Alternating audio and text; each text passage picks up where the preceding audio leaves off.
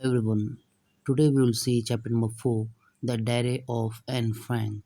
Before going through the original text, first of all, we will take a little introduction to the chapter, The Diary of Anne Frank.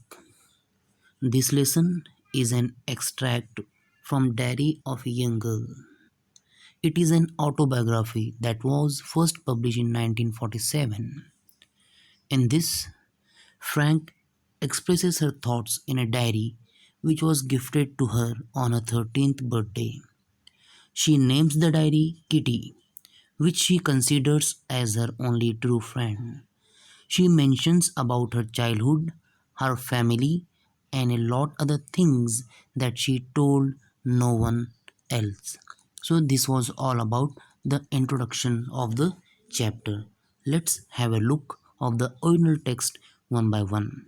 Before moving, before starting original text, I request you all to keep pencil and eraser to note down hard words and their meaning. Paragraph number 1.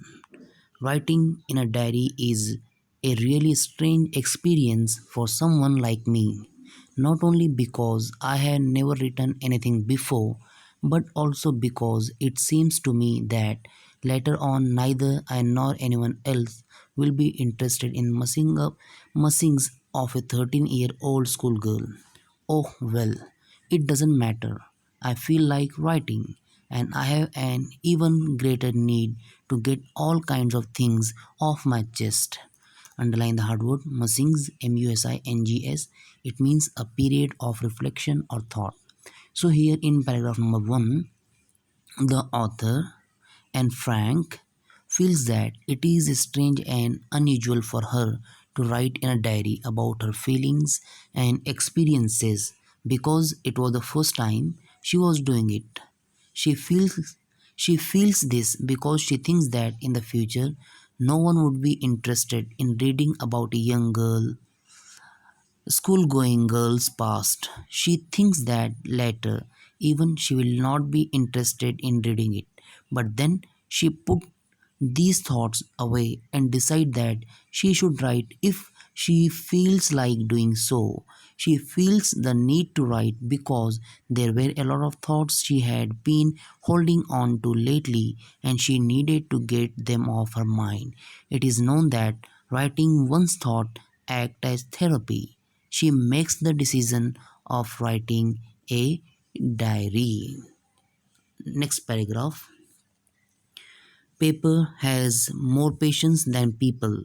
I thought of this saying on one of those days when I was feeling a little depressed and was sitting at home with my chin in my hands, bored and listless, wondering whether to stay in or go out. I finally stayed where I was, brooding. Yes, paper does have more patience, and since I am not planning to let anyone else read this stiff back notebook grandly referred to as diary, unless I should ever find a real friend, it probably won't make a big difference. Now I'm back to the point that prompted me to keep a diary in the first place. I don't have a friend. Underline the hard word listless. Listless. Listless. It means with no energy or interest.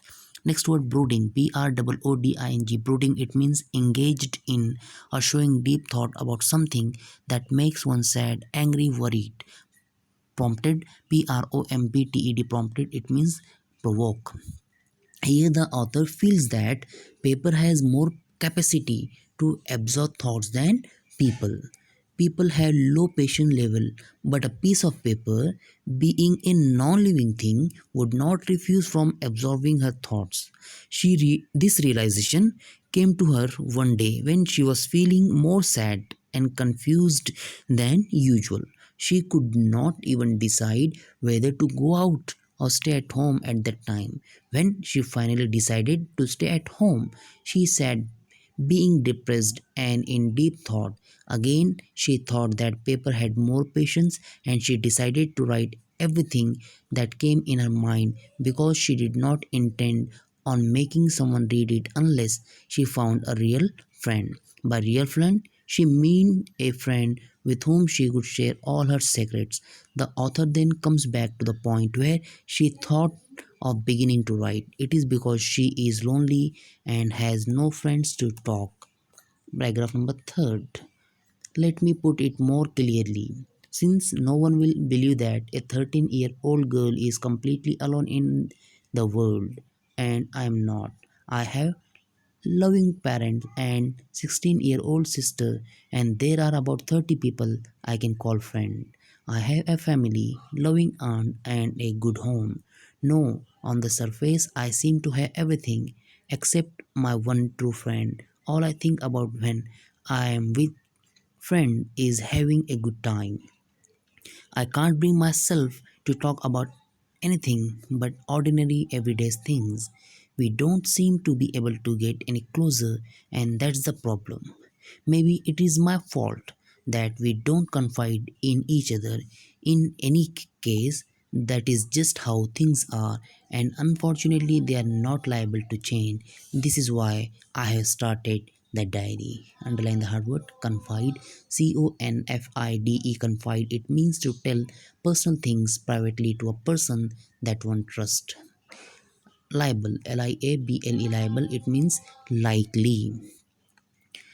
She then goes on explaining why she feels the need for a friend. She feels that no one is going to believe that a young girl like her is so alone, which practically she is not, because she has a loving family, near about 30 people that can be called friends, loving aunt, and a good place to stay. This depicts a clear picture of a happy family, but the one thing that lacks in her life is the presence of a true friend with whom she can share everything. She does have a good time with friends. They talk about stuff, but not real stuff that is actually going on in their lives. Despite trying hard, they are unable to get closer. She feels that maybe it is her who is not able to trust anyone with her private stuff, that she is not able to come any close to her friend. She feels that the current situation cannot be changed, and thus she needs to write her feelings in the diary. Next paragraph. To enhance the image of this long awaited friend in my imagination, I don't want to jot down the facts in the diary the way most people would do, but I want the diary to be my friend, and I am going to call this friend Kitty, since no one would understand a word of my stories to Kitty if I were to plunge right in. It would better provide a brief sketch of my life, much as I dislike doing so. Enhance, enhance, intensify, increase, or further improve the quality, value, or extent of. Plunge, plunge, jump or die quickly.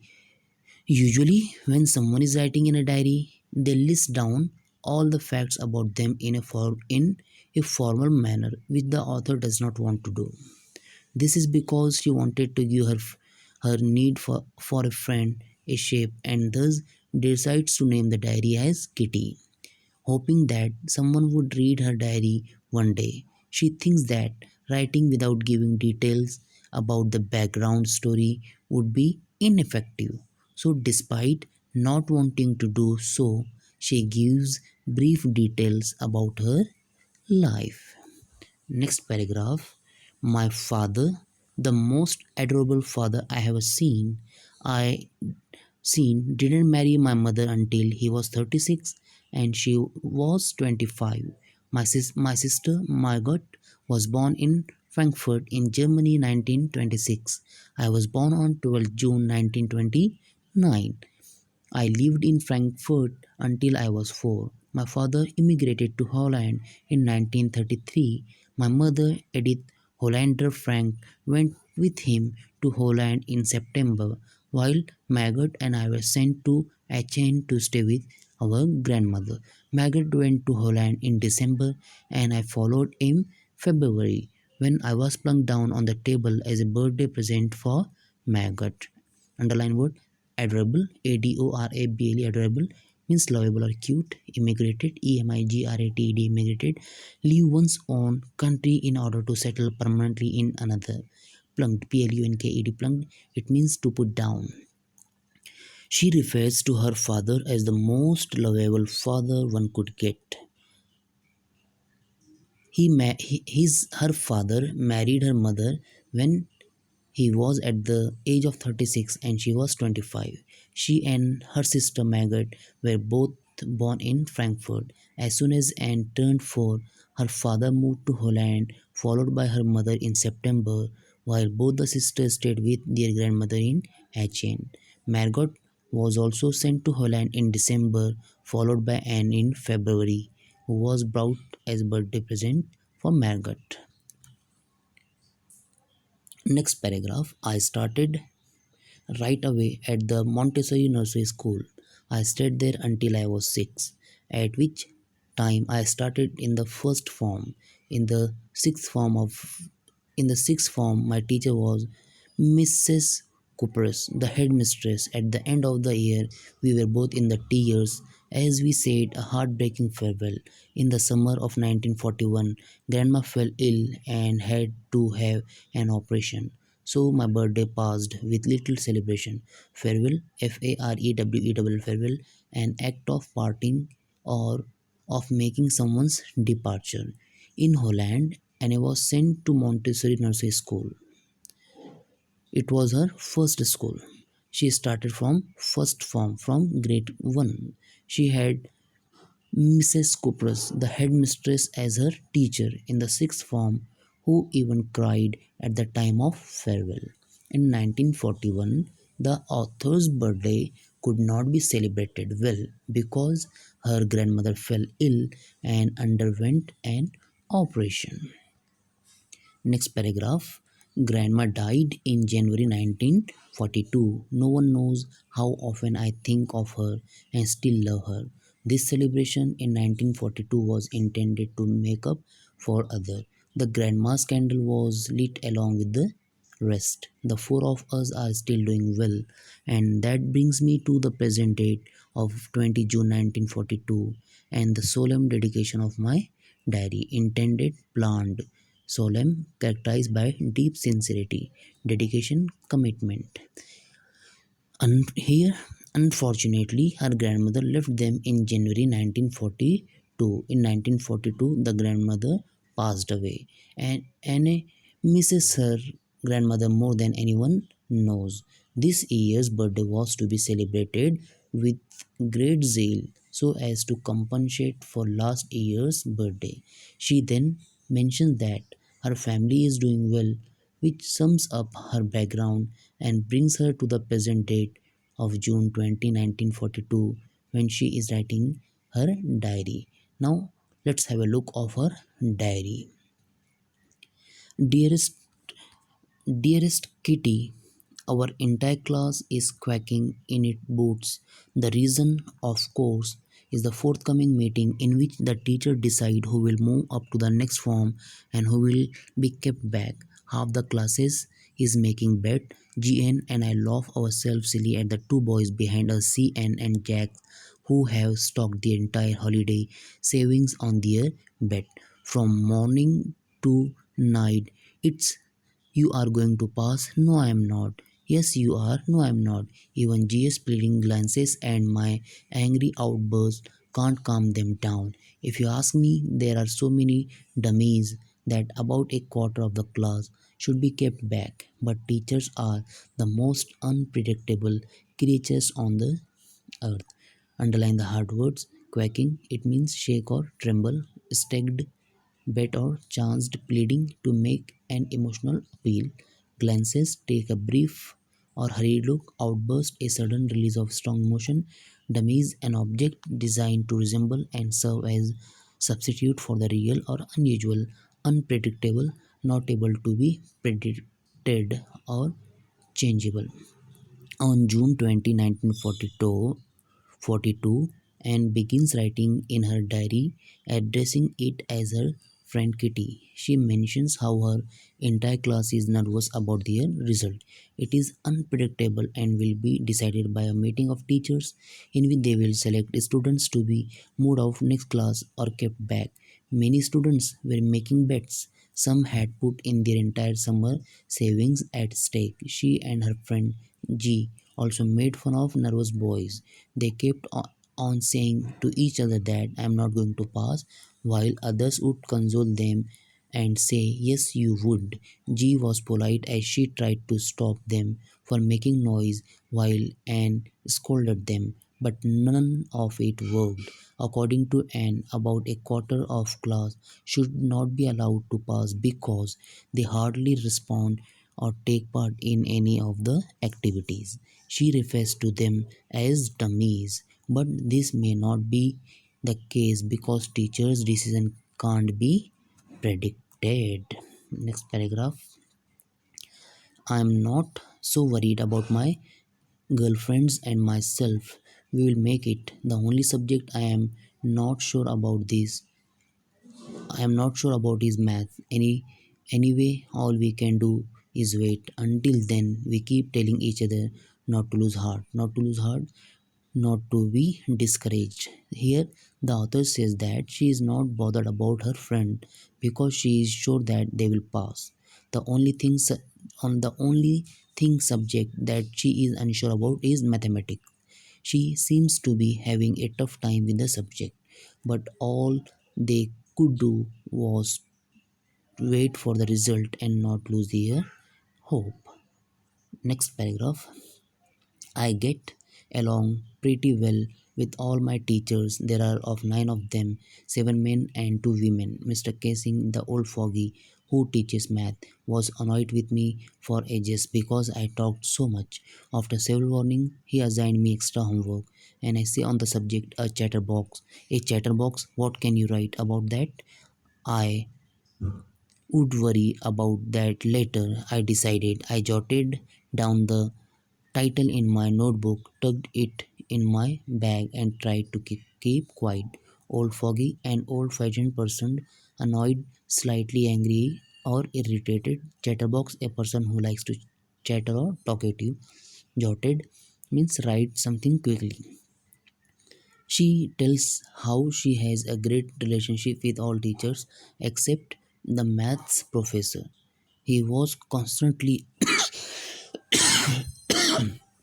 he was constantly irritated by the author's talkativeness.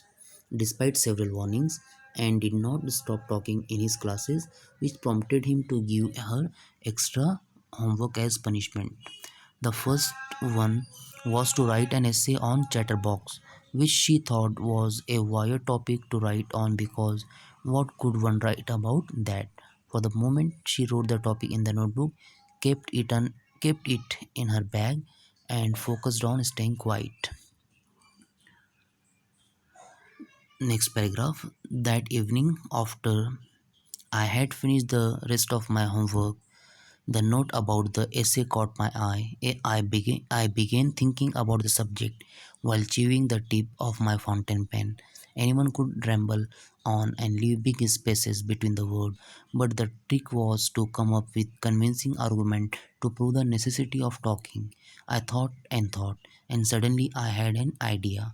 I wrote the 3 pages Mr. Casing had assigned me and was satisfied. I argued that talking is a student's trait and that I would do my best to keep it under control, but that I would never be able to cure myself of the habit since my mother talked as much as I did, if not more, and that's there is not much you can do about inherited traits.